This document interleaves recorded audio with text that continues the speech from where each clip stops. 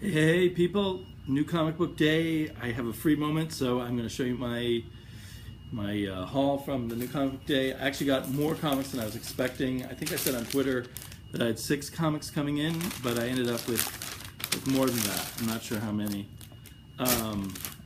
First, I pulled 2 comics out of the 50-cent bin. I'm hoping I don't already have them. I didn't recognize this cover of the Black Dragon. I think it looks like John Bolton art. I'm pretty sure I have 1 or 2 other issues of this, but I'm hoping I don't have this issue. I did not check my CLZ app. Kind of the same with the Badger. I'm pretty sure I don't have this issue. It was the only issue of the Badger they had in this particular 50-cent bin, so I just decided to grab it. Then I picked up the trade of Extremity. If I was smart, I would have bought it on in-stock trades, but you know, I get a pretty good discount at my store. Love the look of the art in this. The art and the color just looks incredible. I remember people talking about the first issue or so and liking it. I'm not sure if I heard follow-up on whether people continued to like it. Looks like the gutter loss is kind of rough here. And that's the problem with buying paperback trades. If I'm plan things out, I wait for the hardback. I don't know if this will ever come out in a hardback. But anyway, it looks really good, visually anyway.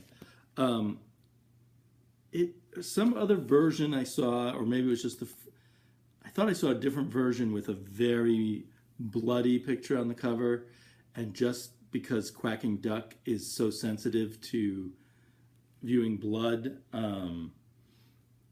I was hesitant to get it, and now seeing that this covered it was not very bloody, relatively speaking, she's not going to open it up, hopefully, but at least if she sees the cover, she won't like want to throw up or something.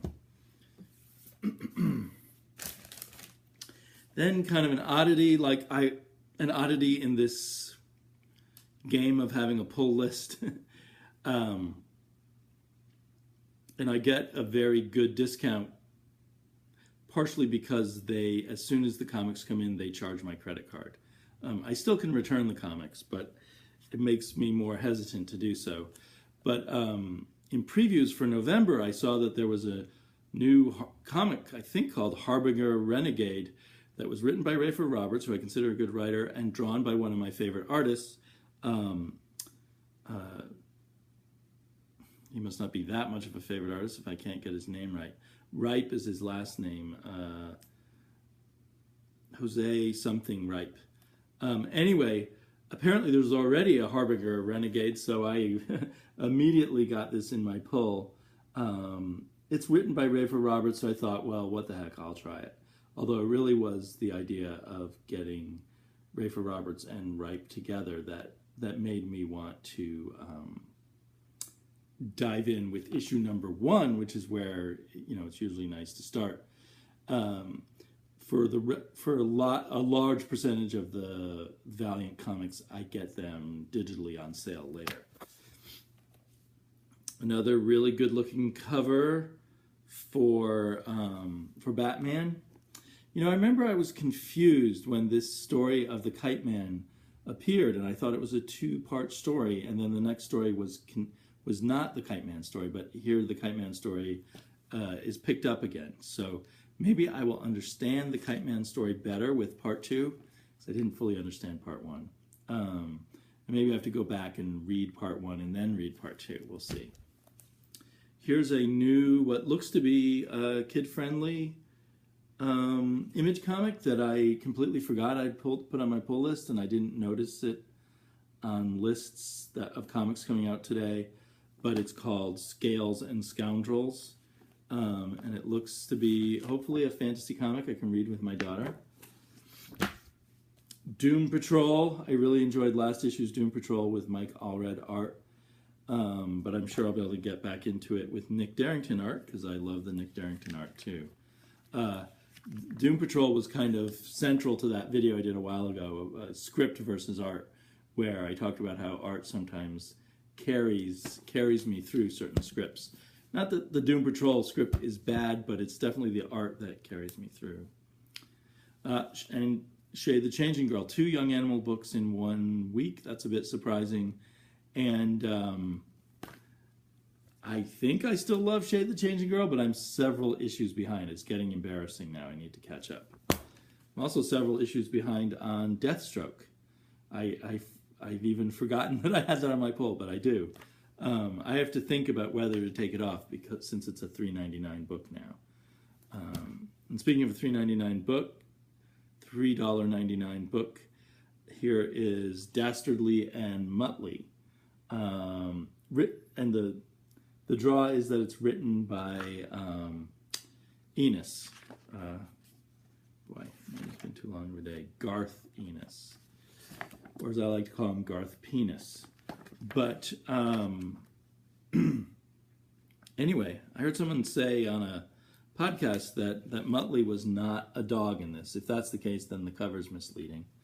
I don't imagine Garth Ennis will go in the same direction that the writer of the Flintstones did, but I think the writer of the Flintstones, maybe his success may be a freeing factor on people adopting more of these Hanna-Barbera cartoons.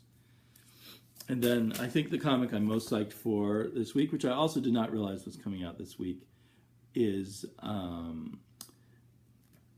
what's it called? Galaxy of Brutality. It doesn't even say, oh, there it is, Space Riders, Galaxy of Brutality.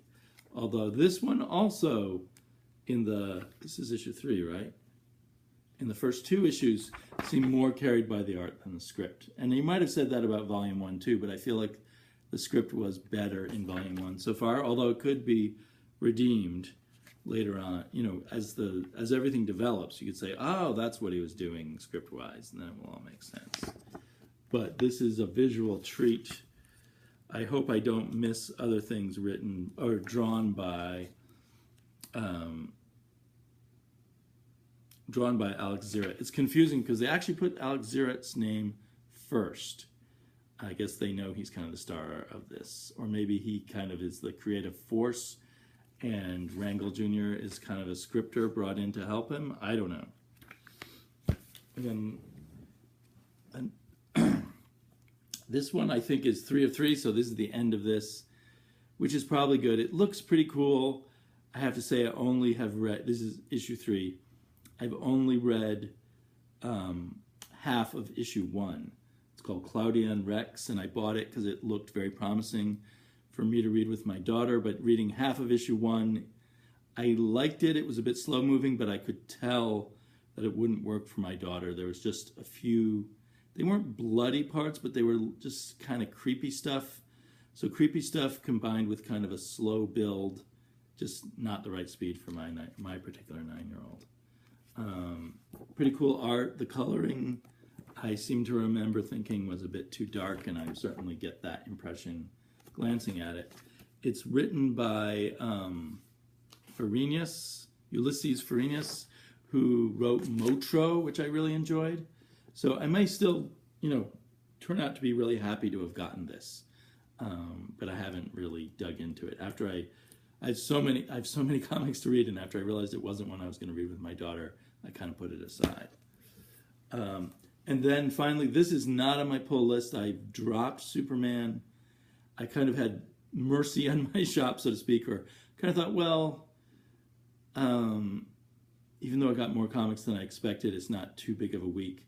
So I'll just grab the second half of this story about Sinestro and Superman, and then the comic is dropped. Maybe that'll help out my shop, having one less copy to unload that he ordered originally because of me. This seemed okay. No big thrill. Who was the art by? Oh, Ed Benz. Was that it before? I thought it was someone else. Anyway, I'm mildly curious as to what they're up to with Superman and Sinestro and Parallax, but not. It's just kind of a comic book, and Superman just seems to have run out of steam in a big way. very disappointing. Because, I don't know, for me, Superman is like the core superhero. I know Batman is also, or Spider-Man, but I always, like when I haven't been reading comics in a long while, I usually pick up a Superman comic book first, or haven't been reading superhero comics in a long while. So every once in a while during the 2000s, I was coming into the comic book store, looking for stuff by Alan Moore, and then grabbing a Superman comic to see what it was like, and usually not getting too excited. But except for that time when I accidentally picked up All-Star Superman. But things were going really well, and I think Action Comics still seems okay, so I'm sticking with that for now, but that's closer to the chopping block also. And of course, at any time I can start picking up Superman again, right? That's not going to be hard to jump back onto. So, hope you're all doing well, and I will talk to you later. Bye-bye.